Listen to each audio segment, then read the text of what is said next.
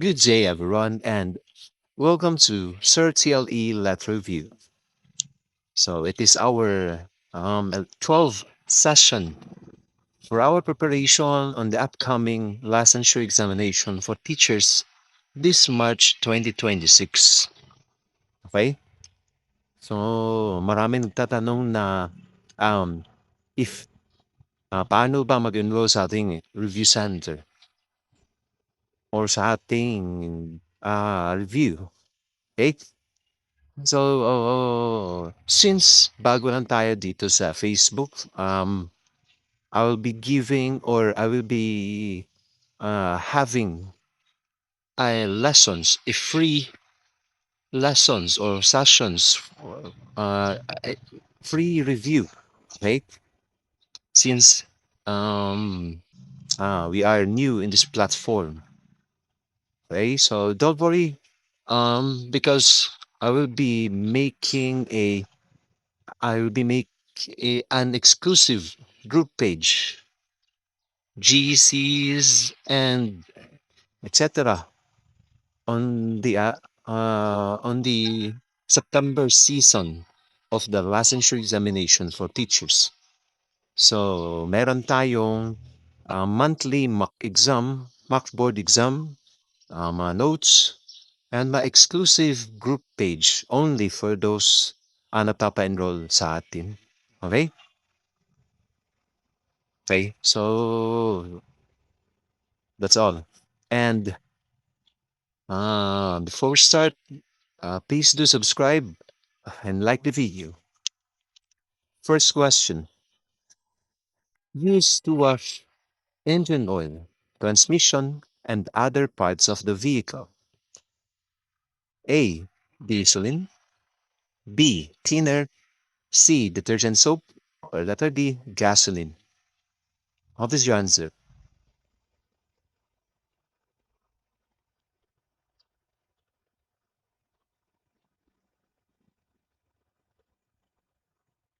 Okay. So thinner is not the answer. Thinner is used to remove spilled spilled paint. Okay? Ito na yung purpose ng thinner.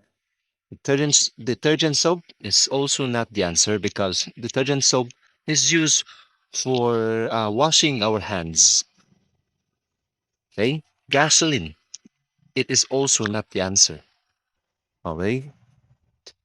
When you say gasoline, the purpose of the gasoline inside the automotive shop is to wash. Wash. Oy, meron wash. Meron din ditong wash. The gasoline will only wash or magagamit na natin ang gasoline if we will wash oily, oily, or greasy tools. Tools and equipment.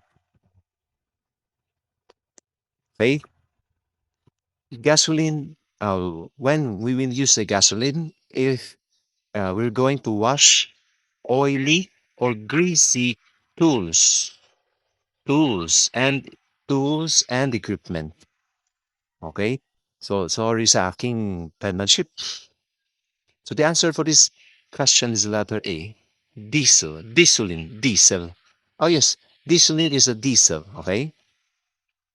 Dieselin is used to wash engine oil, transmission, and other parts of vehicle. If the question is talking about washing tools and equipment, you answer gasoline. Okay? The answer for for the first question is letter A, diesel. Okay. Second question, maintaining high standards of housekeeping and workplace organization. A. Shetsuki. B. Seiketsu. C. Sesu. Or D. Seton. What is your answer?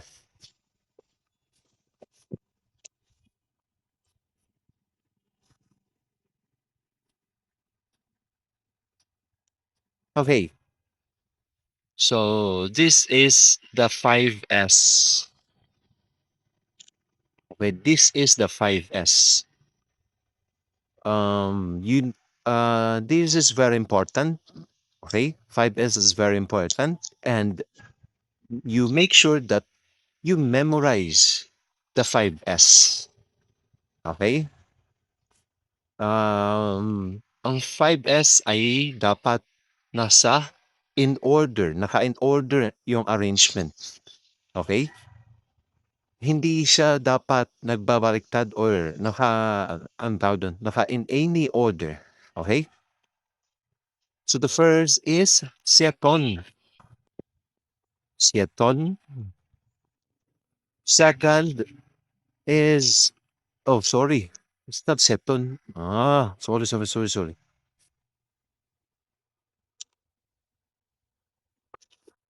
First is Sierra. Sierra. Second, seton. Third, Shesu. Fourth, Seiketsu. And last is Shitsuki. Shitsuki. Okay. Sorry. Okay, I'll write that again. No, shit, yes, seton. Hmm. Sesu. Seiketsu. Kitsu. Shitsuki.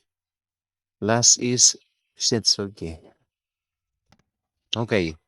Sere, Seton, Seton, Jesu, and Seiketsu, and Setsuki. Okay, Sere is a sort. So when we say sort, remove unnecessary items and dispose them properly. So by sorting, it makes work easy. It makes the work easy by eliminating obstacles. It provides no chance to be distracted by unnecessary objects and prevent accumulation of unnecessary materials. So, we are sorting. Sinusort natin yung mga gamit na kailangan pa natin at hindi na natin kailangan. Okay? Once na na-sort na ang lahat ng mga items or mga gamit sa ating area, is i-dispose natin. Okay? So, share is sort. Okay, seton. Seton is systemize. Okay, systemize. So, when you say systemize, it is to arrange necessary items in good to access them easily. So, after sorting, during sorting, you remove unnecessary items or things in your shop.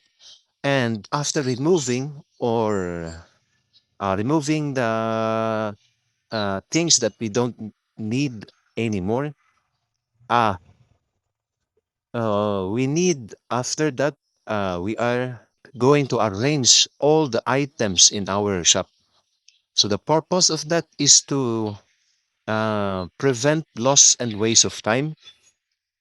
We can find easily necessary items. It ensures first come, first serve basis and make workflow smooth and easy. So that is seton or systemize.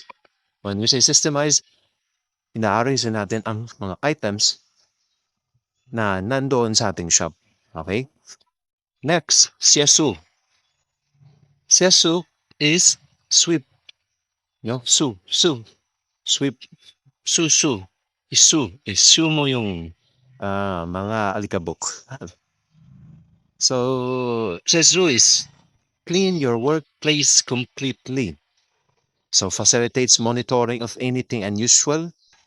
It also prevents machinery and equipment from deterioration or yung pagkasira and keep workplace safe and conducive to work. Yes. Sino ba namang gaganahan mag-work sa isang maduming madumi na lugar, hindi ba? Okay? So, siyasu is to sweep or clean your workplace completely.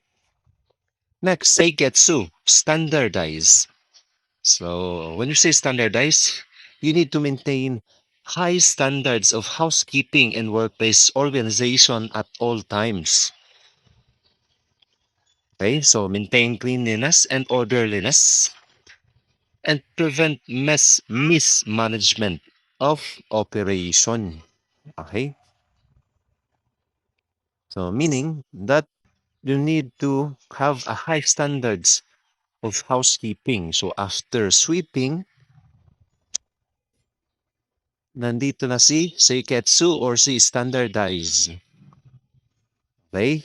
So, next sweep na dito. After that, merong seiketsu. Or what we say, we need to maintain high standards of housekeeping. And lastly, okay, last is setsuke or the self-discipline. So, meron ka na initiative to clean or what you're going to do in your workplace to make it safe, free from hazard. Okay? So under the Shitsuki, you can do things spontaneously without being told or ordered. Or that's what I have said, meron ka ng initiative. So standardize good practice. Okay? Sere, sort, seton, systemize, sesu, sweep, seiketsu is standardized, and shitsugi is self-discipline. Okay, so the question is looking for maintaining high standards of housekeeping. What is that? That is num letter number, sorry, letter B. Seiketsu or standardize. Okay, the answer for the second question is letter B. Seiketsu. Okay, last question. Clean your workplace completely. A. Shitsuki. B. Seiketsu. C. Sesu. Or D. Sueton. Seton. Okay? Cleaning. Cleaning. Hindi pa tayo nag-maintain ng high standards of housekeeping. Hindi pa natin na-develop yung high standards of housekeeping. So before that is what? Sesu. Letter C. Or sesu or sweep. Sweep. Okay, that ends with our session for today. I hope you've learned a lot and subscribe and like the video. Thank you. Goodbye.